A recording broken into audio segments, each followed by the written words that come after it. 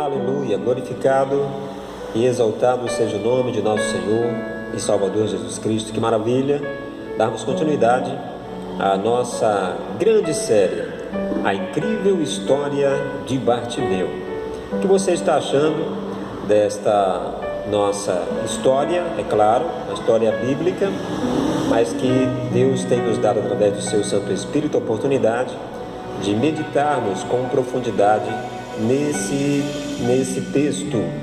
Eu quero te pedir para que você deixe os seus comentários, para que você compartilhe, a fim de que seus amigos, seus parentes também sejam alcançados, sejam edificados, tenham sua fé desenvolvida, fortalecida e encorajada. Faça isso, Deus te abençoe poderosamente em nome de Jesus Cristo. Nós vamos ler o texto bíblico, ainda o versículo 46 do Evangelho de São Marcos. Jesus encontrou um cego chamado Bartimeu pedindo esmola.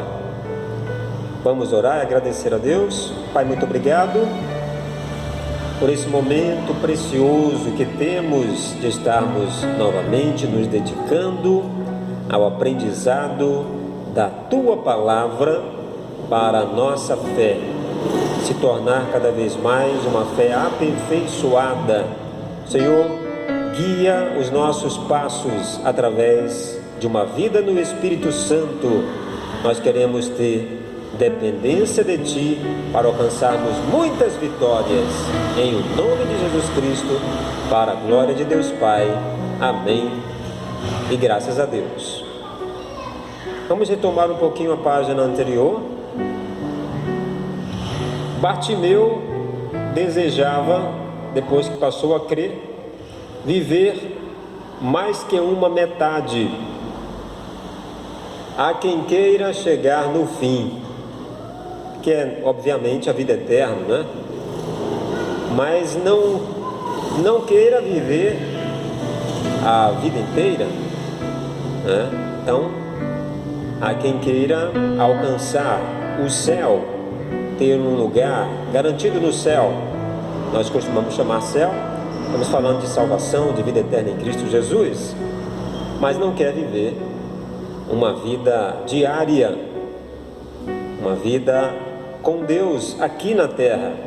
A fé é justamente esse destaque que nós queremos fazer. Esse é o ponto central desta longa história, não é? De que se possa viver uma vida com Deus enquanto cada um de nós está peregrinando aqui por essa terra, que é certo que nós aqui não permaneceremos, nenhum de nós. Já está decretado isso na Bíblia Sagrada, não é? Aos Hebreus capítulo 9, verso 27. Depois você, tendo uma Bíblia, veja essa referência que já foi citada também em uma página anterior. A vida não deve ser vivida como uma eterna brincadeira, uma diversão, porque do contrário, o foco de alguém que vive se divertindo é de que a sua vida ela é apenas brincar. Eu nunca esqueço de um palestrante motivador, seu nome era Alfredo Rocha, que ele disse a seguinte frase, e eu guardei essa frase para compartilhar hoje aqui com você: sério no que fazemos, brinque quando fazemos. Então fica essa frase aí para você também refletir. Tudo que nós temos como compromisso, devemos fazer de modo sério, não é? E durante brincarmos, porque de fato nós não somos de ferro. Então, repetindo, sério no que fazemos, brinque quando fazemos. O verdadeiro homem de Deus, ele não vive só de monte. É um outro destaque aqui que nós queremos fazer para darmos ênfase a esse viver uma vida inteira. Nós somos de carne e ossos. Parecia que os hebreus eles não veriam mais Moisés. É aqui uma ilustração. Porém, Moisés, depois de passados 40 dias e 40 noites, ele desceu do monte para novamente dar continuidade na peregrinação do povo hebreu. Porém, quando ele desceu, ele se decepcionou que o povo já estava construindo imagens para adorar. Então, não seria esse o motivo de quem deseja viver extremamente uma vida enclausurada, né? Como um religioso, não vamos jamais aqui citar qualquer religião, e ter necessidades como ser humano, né?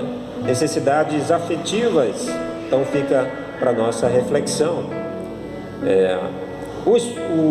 Os filhos não nascem apenas de duas metades. Então por que buscar uma terceira metade? Você lembra daquela frase que diz que nós temos uma outra metade, não é? A verdade absoluta acerca disso é que não existe uma outra metade, né? Haverá sempre uma distinção entre um e outro na convivência, né? Para um relacionamento entre homem e mulher. Então sempre haverão diferenças para que se possa demonstrar ao longo da jornada de um relacionamento conjugal que essas diferenças são aceitas a si mesmo. É como dizer: eu te amo do jeito que você é. É claro, existem aqueles defeitos que precisam ser corrigidos, né? Mas aqueles defeitos que talvez jamais venha mudar, que trata a respeito de temperamento ou biotipo, né? A questão física talvez nunca venha mudar. Então é para que se possa conviver em harmonia mesmo com as diferenças. Então o homem terreno não vive só de pão, pois ele também é espírito. Então foi isso que exatamente Jesus, no dia da tentação, ali no deserto, no Evangelho de Mateus, capítulo 4, ele disse: não só de vida terrena vive o homem, ele vive também de se alimentar da palavra de Deus, que sai da boca de Deus, não é?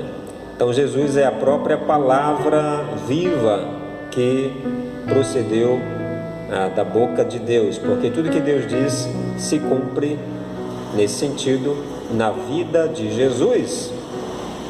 Então Jesus, lá no Evangelho de João, capítulo 6, um capítulo longo, ele disse: eu sou o pão da vida, né? No sentido de palavra que alimenta, espírito em conjunto com a palavra que alimenta e fortalece, né? Muito bem, então Bartimeu desejava isso, e vamos ver em seguida a característica de ele não somente estar assentado, mas agora de ser um mendigo.